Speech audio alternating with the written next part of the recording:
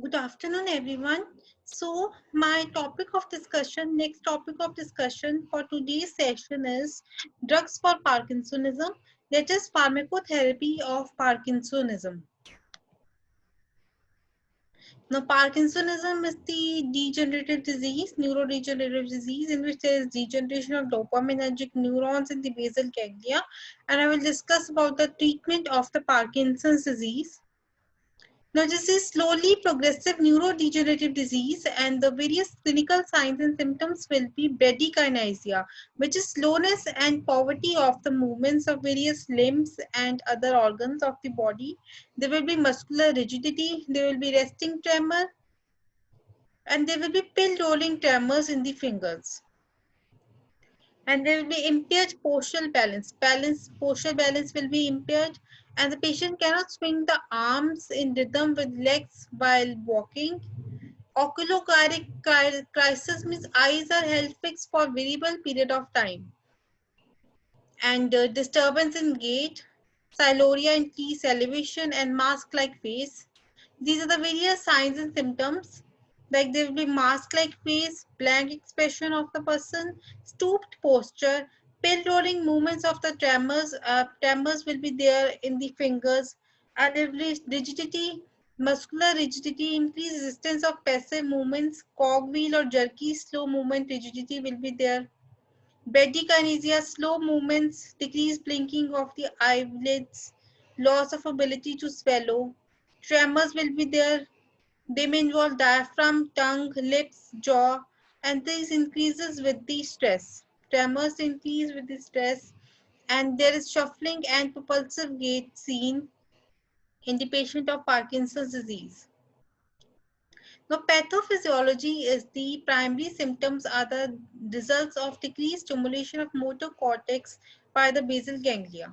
There is decreased stimulation of the motor cortex by the basal ganglia. That's why primary symptoms appear caused by insufficient formation and action of dopamine normally produced in the substantia nigra. There will be insufficient formation and action of dopamine in the substantia nigra that will lead to Parkinson's disease. Secondary Parkinsonism can be because of the prolonged use of antipsychotic drugs, which are D2 receptor antagonists, and these can be seen in the patients those who are taking antipsychotic drugs. There will be dopamine receptor blockade leading to decrease in the action of the dopamines on the dopaminergic neuron, act by decreasing dopaminergic activity by blocking the postsynaptic D2 receptors. Epidemiology means it is seen in all ethnic groups throughout the world. It is prevalent. It is seen in both sexes. Age 1% people more than 65 years.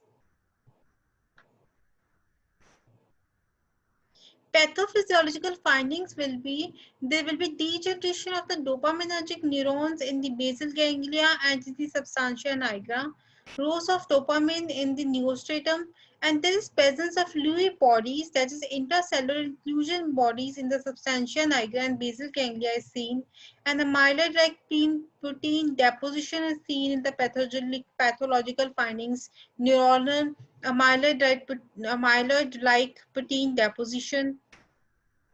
Now, how the dopamine it is produced in the bodies in the presynaptic terminals, tyrosine gets converted to dopa, and this dopa by the action of dopa decarboxylase gets converted to dopamine. And this dopamine is stored in the synaptic vesicles in the presynaptic terminals.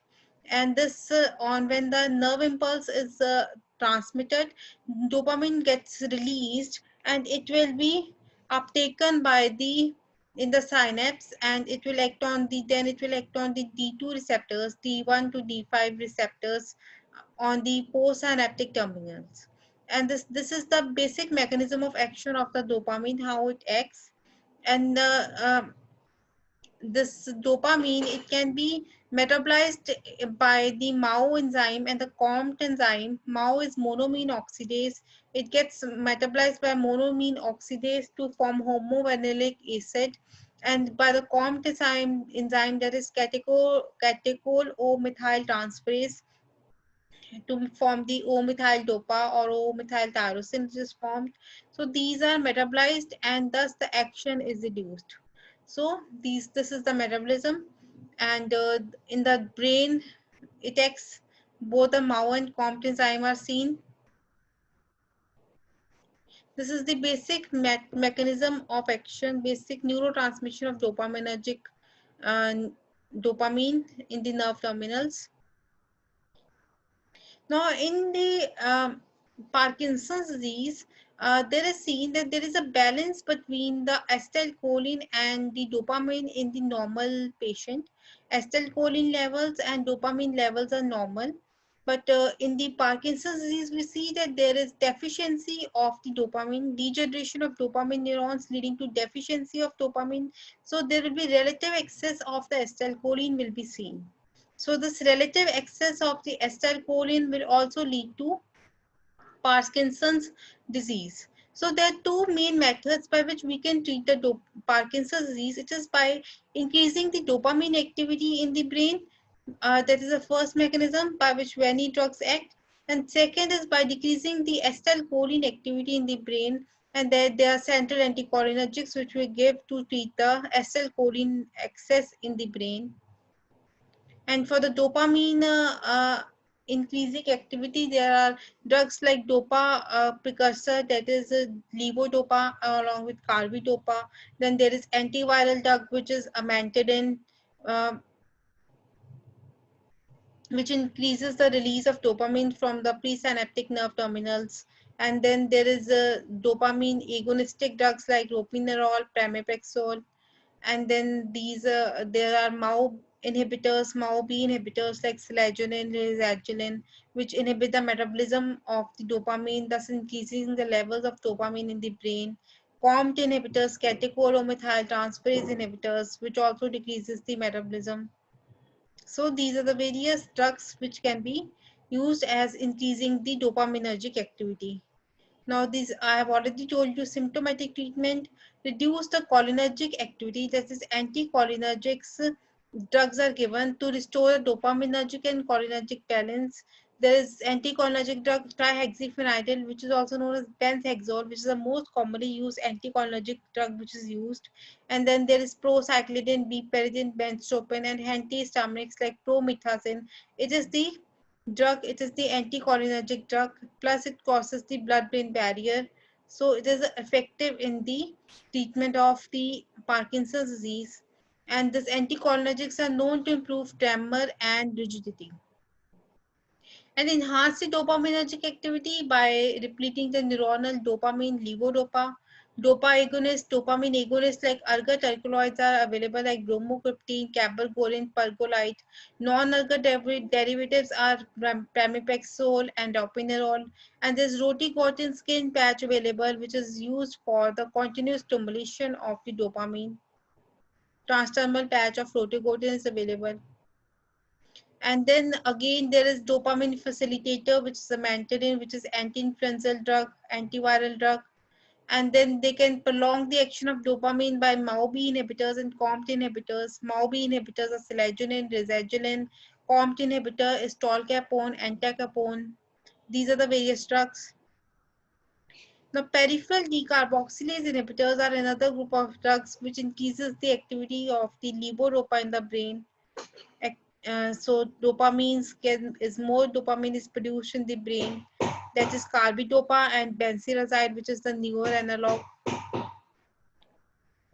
Now this is how the functions of various drugs in the body takes place. First of all, levodopa, when it is given from outside, it gets converted to dopamine in the dopa by the action of dopa decarboxylase in the periphery, which will lead to more dopamine will be produced in the periphery, leading to various side effects. Why? Because when it will be produced in the periphery, there will be stimulation of the alpha 1, beta 1, and D1 receptors. By the stimulation of D1 receptors, there will be vasodilatation and thus leading to hypotension. By the stimulation of beta 1 receptors, there will be arrhythmias, tachycardia, palpitation. By the stimulation of alpha 1 receptors, there can be hypertension can occur, and also these are the peripheral side effects seen. And then when the levodopa, mostly 95% gets converted to dopamine in the periphery and and it causes the various adverse effects. And this levodopa, it crosses the blood-brain barrier and it reaches the brain, and where it gets converted by dopa decarboxylase to dopamine. And then this dopamine acts on various dopamine receptors, and these dopamine receptors are stimulated by the dopamine agonistic drugs like bromocriptine and pergolide, which are ergot alkaloids, and non-ergot alkaloids are ergot derivatives are pramipexole and opinirole. And this dopamine is metabolized by MAO-B and COMT to form the metabolites like 3-methyltyrosine by COMT, and MAO-B it forms the DOPAC. Now this is the basic mechanism. To increase the activity of the dopamine in the brain or to cross more levodopa to the brain, we have the peripheral decarboxylase inhibitor, that is the carbidopa, which will inhibit the dopa decarboxylase in the periphery. So more of the levodopa will transfer from the periphery to the brain, and thus leading to more dopamine production in the brain, leading to no more dopaminergic activity in the brain. And in the periphery, this COMT is inhibited and it does not form the O-methyl dopa, and thus there is increased activity of levodopa in the brain, and this is used for the treatment of on and off effect, which is seen by the uh, treatment of levodopa and carbidopa. When it is given, we see on and off phenomena, which I will discuss later. Now, treatment of Parkinson's disease. The gold standard for treatment since last 3 decades is dopamine itself cannot cross the blood-brain barrier. So we give the dopamine precursor, that is levodopa, and which can cross the blood-brain barrier, gets converted to dopamine, and this dopamine cannot cross the blood-brain barrier. There are peripheral decarboxylase inhibitors like carbidopa and benserazide. Only 1 to 3% levodopa enters blood-brain barrier due to metabolism, usually co-administered with carbidopa or benserazide peripheral dopa decarboxylase inhibitors. Now, this is the fixed dose combination of levodopa by carbidopa. Levodopa is to carbidopa combination is either in the ratio 1:4 or 1:10. That is 25 milligram of the levodopa and 100 milligram of the carbidopa, or 25 milligram of the levodopa and 10 milligram of the and 250 milligram of the carbidopa combination is used, and it is used to increase the activity of levodopa in the brain, to increase the conversion of levodopa to dopamine in the brain, and thus activity of dopaminergic neurons will be increased. Dopaminergic activity will be increased. Adverse effects are wearing off phenomena and on and off phenomena. Now you see, when there is normal patient is there, there will be 2000 to 1000 or 2000 dopaminergic neurons in the normal patient. But in the dopamine, in the Parkinson's disease, this number of the dopamine nergic neurons get reduced. Means they get either 500 neurons, so 500 neurons get available.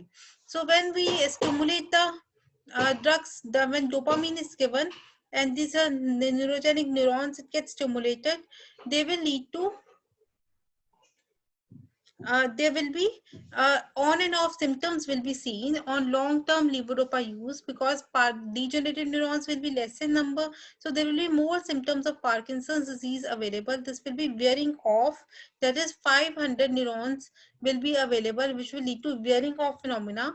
And this on and off phenomena is when more of the dopamine is produced, and it acts dopaminergic neurons, they act for just 2 hours, and there is off phenomena for 22 hours in the day.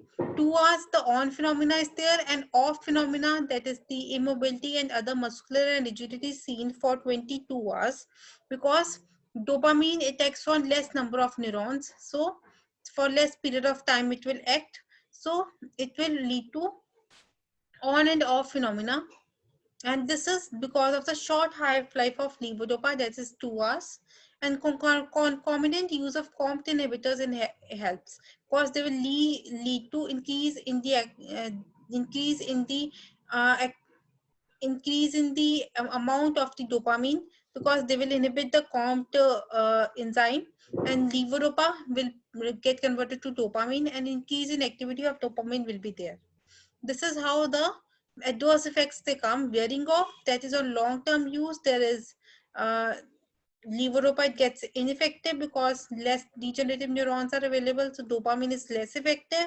And on and off phenomena, because again less degenerative neurons are available, dopaminergic neurons are available, and so dopamine acts only for less period of time, and there is off period for 22 hours from the 24 hours. Dyskinesias can be there. This involves limb abnormal choriform movements, which involve limbs, trunk, face, and tongue. Long-term levodopa therapy, 50 to 90% affected by this. Now, how the COMT inhibitors act is by they inhibit the catechol-methyl transferase enzyme in the periphery and in the central also. In the central as well in the periphery, the catechol-methyl transferase gets inhibited. So more excess of the levodopa and dopamine in the brain as well as in the periphery is seen. O-methyl dopa competes with levodopa for active transport against the blood-brain barrier, and this is inactive metabolite, it will be not be formed. So dopamine will cross the blood-brain barrier, increases plasma half-life of levodopa, reducing its dose. So it increases the plasma half-life of levodopa, and thus it reduces the dose of the levodopa. More levodopa available to cross blood-brain barrier. And the COMT inhibitors are tolcapone and entacapone. Smoothen on-off phenomena with prolonged on time. There will be more on time. They will smoothen the on and off phenomena with more prolonged on time. Ontacapone and tolcapone, they have the similar pharmacological effect, but tolcapone acts on central as well as periphery, but entacapone acts only in the periphery. And tolcapone, it is the more potent and longer duration of action it is having. And 2O, it is toxic to L, tol. Toxic to L means it causes hepatotoxicity, which is the adverse effect of the tolcapone. And other common side effects can be dyskinesias, nausea, diarrhea, partial hypotension, sleep disturbances. These are the various other common side effects seen with COMT inhibitors. And because it shows have hepatotoxicity, tolcapone, so entacapone is preferred. Amantadine is the antiviral drug which is used in the treatment of influenza. Its mechanism of action is it prevents the dopamine reuptake, plus it increases the release of the dopamine from the presynaptic nerve terminal. So it has the symptomatic treatment that is will increase the dopamine activity in the brain, and it also has the anti-muscarinic action, and it blocks the glutamate NMDA receptors. So it can be used for the treatment of dyskinesias because it reduces the excitation induced neurotoxicity in the brain. So it reduces the excitation, and it also can be used for the treatment of dyskinesias. This is treated along not responding well to levodopa patients. We can give amantadine, which is the antiviral drug, which is the dopamine facilitator. It can be used in combination with levodopa and carbidopa. And the adverse effects, among adverse effects, there is ankle edema, which can lead to congestive heart failure. And this is reversible. When we stop the amantadine, this is reversible. Libido reticularis is the pinkish pigmentation of the skin. Meshwork type pigmentation of the skin can occur. And other side effects can be nausea, dizziness, insomnia, confusion, hallucinations, false perceptions, they can occur. With anti-muscarinic sedative, CNS side effects can be seen. Now, MAO-B inhibitors, again, the MAO-B is inhibited by the selagiline and razagiline. So, DOPAC is not produced. It is the irreversible. Selagiline is the irreversible inhibitor of MAO-B in dopaminergic neurons. More dopamine available for receptor stimulation retards progression of the Parkinson's disease, which is more dopamine available for receptor stimulation because it will not be metabolized to form DOPAC, and it retards the progression of the Parkinson's disease. Dopamine agonistic drugs which act at D1 and D5 receptors and D2 receptors, their advantages are that they don't require metabolic conversion to dopamine, means dopamine will directly act on these receptors and produces action. Their longer duration of action, lesser dyskinesias, and less on and off phenomena. There is less on and off phenomena. Dyskinesias are not seen with the dopamine agonists, more selective than the levodopa on dopamine receptors. These are ergot derivatives and non-ergot derivatives. And this ergot derivatives, they have certain side effects, like they can cause fibrosis, and they can cause myalgia, and they can cause gangrene, anorexia, nausea, vomiting, because these cause the vasoconstriction, so they can cause gangrene of the body parts. They can cause fibrosis, abdominal, pleural, retroperitoneal fibrosis can occur, erythromyalgia can occur. So the non-ergot derivatives like ropinirole and pramipexole, they are preferred. And orticotin transdermal patch is available, which acts on the D2 and D3 receptor agonist, and this leads to slowing of neurodegeneration also.